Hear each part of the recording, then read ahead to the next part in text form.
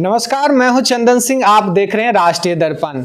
आज जो हम चर्चा करने जा रहे हैं वो आपके बच्चों के लिए और उन तमाम माता पिताओं के लिए ये वीडियो देखने की ज़रूरत है, क्योंकि इस वीडियो से आप सभी को प्रेरणा मिलने जा रहा है। लखीसराय जिले के बरहिया वार्ड नंबर 12 के इंद्र टोला के स्वर्गीय श्याम सुंदर प्रसाद सिंह उर्फ टुट्टू सिंह की सुपुत्री हमारे साथ हैं, आरती कुमारी आज। और इनसे जो हम बात आज करने जा रहे हैं वो कहीं ना कहीं उन माता पिता के लिए, उन बच्चियों के लिए, उन खास करके बहनों के लिए जो कहीं ना कहीं आज के दौर में एक चुनौती उन्हें लगता है घर से बाहर निकलने पे कि कैसे हम जीवन में आगे बढ़ेंगे। उन बहनों के लिए आज हमारे पास उदाहरण है आरती कुमारी। इनसे हम बात करेंगे, जानेंगे क्या चुनौतियां रही और कैसे उस चुनौतियों को पार के इन्होंने सफलता की कुंजी अपने माँ के झोली में ला करके डाल दिया। सबसे पहले आपके पिताजी क्या करते थे? मेरे पिताजी का कपड़े का दुकान था। अच्छा। तो वो बिजनेस ही करते थे। उतना तो मुझे नहीं पता, वो मतलब मैं बहुत छोटी थी उस टाइम पे, तो सबसे सुना ही मैंने, देखा तो यानी आपने याद पिताजी को देखा नहीं? मतलब उस टाइम देखी है लेकिन मुझे याद नहीं है। जैसे 2 साल के बच्चे को तो याद नहीं रहता है ना वो सब चीज़। उस समय ही गुजर गए थे। हाँ। उसके बाद एक कहते हैं कि जब बड़े होते हैं तो एक आपके लिए भी चुनौती था कि पिता हाँ। जो गाइड करता है, बाहर के जीवन को दिखाता है, संभालता है, वो कहीं ना कहीं वो साया नहीं आपके साथ रहा। फिर क्या चुनौतियां रही? हाँ, चुनौती तो था, लेकिन मेरे साथ मेरी मम्मी हमेशा खड़ी रही है। मुझे कभी फील नहीं होने दिया कि मेरे पापा नहीं हैं। मुझे किसी भी चीज़ का कभी भी ऐसा नहीं लगा कि मेरे पापा नहीं हैं, तो मुझे ये सब चीज़ नहीं मिला। मम्मी ने जैसे भी हुआ आज तक, अभी तक उन्होंने सब कुछ पूरा करते रहा। मुझे जो पढ़ना था, मुझे जो चाहिए था, सब कुछ। आपकी पढ़ाई जो स्कूलिंग थी वो कहाँ से हुई? प्रारंभिक शिक्षा तो मेरी न्यू आदर्श विद्यालय बरहिया से हुई है। वहाँ से मैंने 4th तक किया था। उसके बाद मैंने जवाहर नवोदय विद्यालय का फॉर्म फिलअप किया और मेरा वहाँ पे सिलेक्शन हो गया था। तो फिर 6th to 12th मैंने जवाहर नवोदय विद्यालय से की हूँ। और वहाँ के बाद 12th करने के बाद अब? हाँ, 12th करने के बाद जैसे मैंने BHU का फॉर्म भरा था, मेरा वहाँ पे भी सिलेक्शन हो गया था, लेकिन मुझे CA ही करना था, तो इस वजह से मैंने वहाँ पे एडमिशन नहीं लिया और मैं CA वाले जर्नी में आ गई थी। CA ही आखिर आपने क्यों चुना? क्योंकि आपको भी जहाँ तक पता है कि जिस तरह से बच्चों का जब 12th आता है तो एक गांव समाज में भी रहता है कि साइंस ही लेना है, तो क्या आपके घरों में ये चर्चा नहीं थी कि तुम कॉमर्स ही क्यों लेने जा रही हो? हाँ, ये प्रेशर तो मेरे ऊपर भी था। जब मेरा 10th क्वालिफाई हुआ था तो मेरे परसेंटेज अच्छे थे उस टाइम पे, तो मेरे साथ भी ये चैलेंज रहा था कि मुझे भी कॉमर्स लेना चाहिए, लेकिन मतलब साइंस लेना चाहिए। लेकिन मुझे जब मैं जवाहर नवोदय विद्यालय में थी तो वहाँ पे कुछ लोग जो एलुमनी मीट में आए थे, पुराने बैच के स्टूडेंट, तो वो लोग CA किए हुए थे। तब से मुझे लग रहा था नहीं, इसमें क्या होता है कि कास्ट के बेसिस पे, मतलब जो कास्टिज्म का होता है IIT या मेडिकल में, CA वाले में वो चीज़ नहीं रहता है। तो क्या ये भी कह सकते हैं कि माहौल कहीं ना कहीं आपको उधर ले गया सोचने के लिए, जो माहौल आपके पास था CA का? हाँ, ये सारा माहौल भी था, प्लस एक रीज़न था, मैंने वहाँ पे देखा एलुमनी मीट में पुराने स्टूडेंट को। दूसरा, इसमें रिजर्वेशन कोटा नहीं था, तो मैं जनरल्स कैटेगरी के थे, तो मुझे इसलिए लगा कि ये बेस्ट रहेगा मेरे लिए, ये कैरियर मेरे लिए बेस्ट रहेगा, इसलिए मैं फिर से ये कोर्स ये परस्यू की। यानी ये भी एक मुद्दा है कि जहां IIT और मेडिकल के नीट में रिजर्वेशन का एक मुद्दा है और यहाँ पे CA में नहीं है, तो इसको सोच करके भी आपने इसको चुना? हाँ, ये भी एक रीज़न है मेरे लिए इस कोर्स को परस्यू करने का। आगे जब क्वालिफाई की, अब आप तो पता चला कि आप जॉब भी कर रही थी, ये भी एक अपने आप में चुनौती है कि जॉब करते हुए, तो जॉब कहाँ कर रही थी आप? जॉब मैं पटना में कर रही थी, वो कंस्ट्रक्शन की कंपनी है, बरहानिया इंजीकॉम प्राइवेट लिमिटेड। तो वहाँ किस पद पे आप अभी कार्यरत थी? वहाँ पे सीनियर अकाउंटेंट के पोस्ट पे। और वो कार्य करते हुए आप अभी क्या सेल्फ स्टडी कर रही थी? हाँ, अभी मैं सेल्फ स्टडी कर रही थी। उसके बाद मतलब 15 से 20 दिन का छुट्टी लेके फिर मैंने एग्ज़ाम दिया था। तो क्या इससे पहले आप कहीं तैयारी किए थे सीए का? हाँ, मेरी क्लासेज सारी फाइनल की कोलकाता में हुई थी और वहाँ से फिर कोरोना पीरियड में घर आना पड़ा, सबको ही उस टाइम तो आना पड़ा था। बिल्कुल। तो फिर यहाँ पे ही घर से ज़्यादा नज़दीक तो पटना ही था, कोलकाता फिर जाने का हुआ नहीं, तो फिर पटना ही गई। फिर वहाँ पे अब क्लियर नहीं हो रहा था, फर्स्ट अटैम्प्ट सेकेंड अटैम्प्ट में तो क्लियर नहीं हुआ था मेरा, तो फिर जॉब ज्वाइन ही करना पड़ेगा, क्योंकि मतलब फाइनेंशियली भी तो सपोर्ट चाहिए ना। अब विदाउट घर से तो उतने टाइम तक ले नहीं सकते थे ना, तो फिर फाइनेंशियल सपोर्ट के लिए खुद से जॉब की, उसके बाद फिर से भी सेल्फ स्टडी करके पढ़ाई करते रही, तो फिर क्लियर हो गया। तो यानी एक कहीं ना कहीं ये चुनौती रहा होगा कि जॉब एक प्राइवेट कंपनी में करते हुए और साथ में फिर तैयारी करना, ये अपने आप में उन तमाम दर्शकों को भी बताइए, उन लड़कियों के लिए भी एक प्रेरणा का आज दिन है कि आप वहाँ से एक बताएं कि क्या ये किया जा सकता है? हाँ, बिल्कुल किया जा सकता है। अब ऐसा है कि कोई भी अगर इस कोर्स को परस्यू करना चाहे तो वो घर बैठे भी कर सकता है। सारे क्लासेज ऑनलाइन अवेलेबल हैं, जिसको भी अब करना हो तो वो ऑनलाइन क्लासेज लेके बस इंस्टीट्यूट में उसे रजिस्ट्रेशन करवाना होगा और वो ये कोर्स कर सकते हैं घर पे भी रह के। यानी अब बहाना नहीं चलेगा। हाँ, ये बात है कि अब अगर कोई करना चाहे तो ईजिली कर सकते हैं। पहले तो क्लासेस के लिए आपको बाहर ही जाना पड़ता था, अब लेकिन ये ऑनलाइन की वजह से आप घर बैठे भी कर सकते हैं। ऑनलाइन को लेके एक माता पिता में कहीं ना कहीं एक डर सा है अभी के समय में कि बच्चे ऑनलाइन की तैयारी कम करते हैं और बहक ज़्यादा जाते हैं। तो ये इस पे आप थोड़ा सा उन माता पिता को भी जानकारी दें कि क्या सच में ऐसा है या ऑनलाइन का बेनिफिट बच्चों को मिल रहा है? नहीं, हर चीज़ का बेनिफिट और लॉस तो सब चीज़ का रहता है, तो अगर कोई बेनिफिट उस चीज़ से लेना चाहे तो वो ले सकता है। अगर अब कोई मिसयूज करना चाहे तो अच्छे चीज़ का भी तो मिसयूज किया जा सकता है, लेकिन अगर कोई वैसा हो जो डेडिकेटेड हो अपने करियर को लेके या अपने फैमिली मेम्बर को लेके, नहीं मुझे कुछ करना ही है, तो वो ऑनलाइन घर पे भी ये सब चीज़ कर सकते हैं। कहीं ना कहीं लड़कियों के लिए एक चुनौती होता है जब वो घर से बाहर निकलती है, उनको क्या संदेश देना चाहेंगे? चुनौती तो होता ही है लड़कियों के लिए अगर वो बाहर पढ़ने जा रही हैं तो, लेकिन अपने लक्ष्य की ओर हमेशा अग्रसर रहेंगी तो वो कभी भी सफलता पा सकती हैं। भले ही टाइम लगे उस चीज़ में, लेकिन उन्हें ज़रूर मिलेगा अगर अपने लक्ष्य की ओर अग्रसर रहेंगी तो।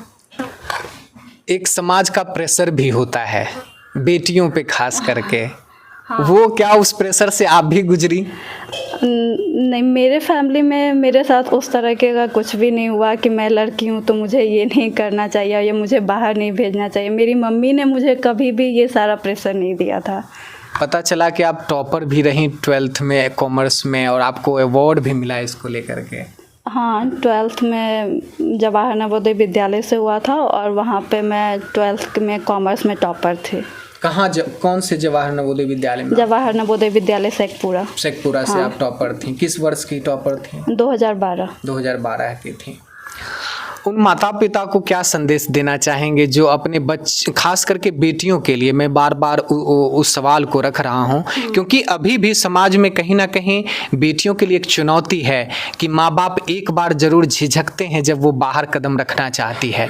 उन माता पिताओं के लिए और उन बहनों के लिए क्या संदेश देना चाहेंगी कि क्या वो अगर करना आगे बढ़ना चाह रही है तो वो उसको कैसे वो आगे बढ़ाएं? देखिए, अगर कोई लड़की हो या लड़का हो, कोई किसी का भी सपना हो कि हाँ उसे कुछ भी करना है तो उसे करने दिया जाए। मैं तो यही सारे माता पिता से रिक्वेस्ट करूँगी कि अगर कोई लड़की भी चाह रही है कि उसे कुछ भी आगे कैरियर को लेके, अपने आप को लेके कुछ भी फील्ड में जाना है, किसी भी फील्ड में जाना है तो उसे रोका ना जाए, उसे करने दिया जाए। हम इनकी माँ जी से भी बात करते हैं और जानते हैं कि क्या कुछ चुनौतियां रहीं उनके जीवन में, क्योंकि इनके लिए वो पिता भी थी और माँ भी थी। हम उनसे भी चर्चा में उनको शामिल करते हैं और उनसे हमारे साथ हैं आरती जी की माँ हैं। क्या नाम हुआ आपका? स्वयं प्रभात। क्या चुनौती रहा माँ जी जब आप आरती के पिताजी नहीं रहे, फिर एक दो बेटियां आपकी हैं, बड़ी हुई बेटियां पता चला कि पैथोलॉजी में, तो क्या चुनौतियां रहीं और क्या आगे आप कैसे सोच के आगे बढ़ाया अपने बच्चों को? सोच के बढ़ाए कि सब भगवान करे। यानी आपको ईश्वर पे विश्वास था कि वो हाँ, करेंगे, वही करेंगे सब कुछ। जहां आपने पिता का भी भूमिका निभाया और आज आपकी बेटी झोली में आपकी सफलता लाके दे दी है, इस पर क्या कहना चाहेंगे? उन माता पिता के लिए भी एक संदेश आप क्या देना चाहेंगे कि बच्चों को किस तरह आगे बढ़ाएं? बच्चा पढ़ना चाहती है तो उसको आगे बढ़ाना चाहिए किसी तरह से, माँ बाप को। यानी पेट काट के भी अगर पढ़ाना है तो पढ़ाओ। उसी तरह से हम किए हैं। और शिक्षा का महत्व आप पहले से समझ रहे हैं? हाँ, हम भी पढ़े हुए हैं, बीए तक। बीए पढ़े हुए हाँ। हैं? अच्छा, शिक्षा का महत्व जानते थे। तो अब ये देखिए, यहाँ एक बात करने के दरमियान दिलचस्प बात निकल के आई कि जब कोई व्यक्ति शिक्षित होता है तो उसे शिक्षा का महत्व पता होता है, क्योंकि ये जब पढ़ी होंगी बीए, उस समय आप समझ सकते हैं कि बीए का वैल्यू होता था। जहाँ तक मुझे पता है आपके समय में बहुत कम पढ़ी लिखी महिलाएं होती थी। तो आपको शिक्षा का महत्व शुरू से पता था? बहुत शिक्षा का महत्व। और ये भी था मन में कि आपने बीए करके कुछ नहीं किया है, तो मेरी बेटी मेरे बच्चा को निकले और नाम रोशन करे पापा को। आज तो नाम रोशन कर गई, अब आपका सपना तो पूरा कर रही हैं अब दोनों बेटियां आपकी। कैसा लग रहा है? बहुत खुश, बहुत खुश है। माँ जगदम्बा मंदिर में पूजा अर्चना हो गई? जी, सभी जगह आज पूजा अर्चना सब जगह सुबह उठ के कर लिए, सभी जगह किए। यानी जिन पे विश्वास था आपको, उन्होंने आपकी पुकार को सुना। हाँ।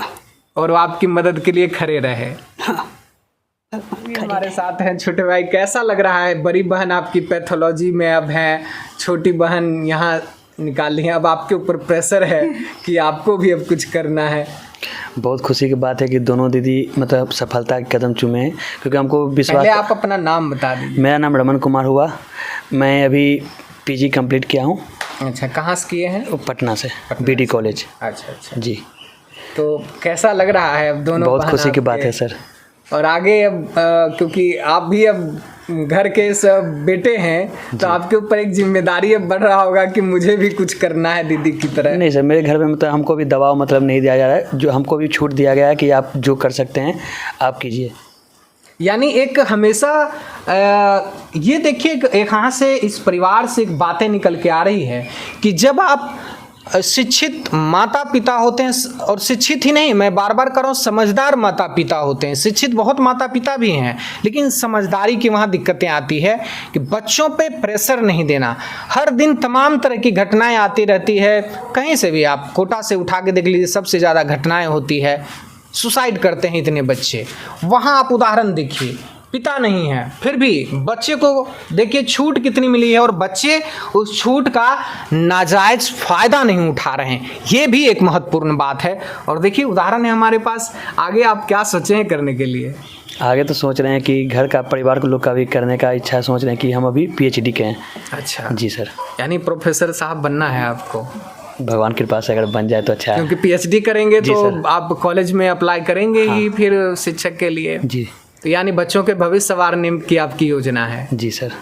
बहुत बहुत शुभकामनाएं आपको आगे भविष्य के लिए। Thank you sir. आरती, आपको भी शुभकामनाएं। आखिर में हम आरती से जानेंगे कि आरती का अब आगे का सपना और आगे का जर्नी कैसा रहेगा। तो आगे आपने क्या सोचा है आरती?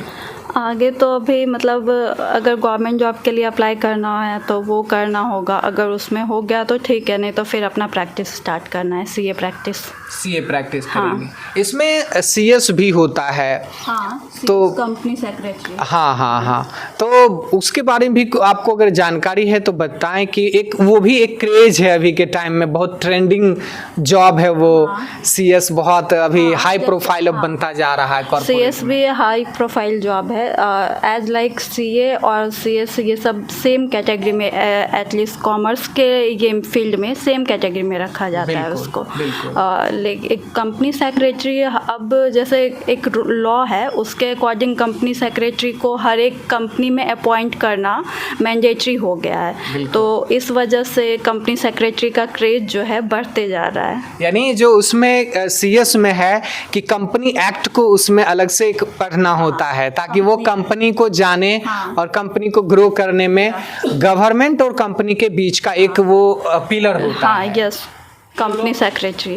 Company secretary. तो अभी आप सीए का ही आगे करेंगी?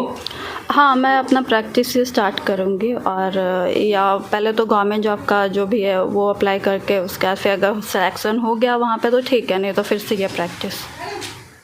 आखिरी संदेश क्या देना चाहेंगी? आखिरी संदेश यही है कि कभी भी अगर अपने सपने को पूरा करने के लिए चाहे टाइम जितना भी लगे, लेकिन उसे छोड़ना नहीं चाहिए, हमेशा लगे रहना चाहिए, तो वो कंप्लीट ज़रूर होता है। ज़रूर होता है। या वो बात जो सभी लोग कहते हैं और जब इतिहास के पन्ने आप उल्टेंगे तो वहाँ सभी की जुबान पे एक ही शब्द मिलेगा कि सपने जब आँखों में होते हैं तो नींद नहीं आती है, और उस सपने के पीछे जब आप भागने लगते हैं तो वो एक ना एक दिन आपके पास आ ही जाता है और आप वो दुनिया को बता देते हैं कि आप क्या हैं, क्या करने की क्षमता रखते हैं। उन तमाम पिता के लिए, माँ के लिए और उन बेटियों के लिए आज आरती की माँ संदेश दे रही हैं कि आप अगर कुछ करना चाहते हैं, सच में आपकी आंखों में जुनून है, तो आप उसको पूरा कर सकते हैं। दुनिया आपकी मुट्ठी में हो सकता है। मैं हूं चंदन सिंह, आप देख रहे हैं राष्ट्रीय दर्पण। हमारे चैनल को सब्सक्राइब कीजिए, फॉलो कीजिए, लाइक कीजिए और हमें सपोर्ट कीजिए। जय हिंद, वंदे मातरम।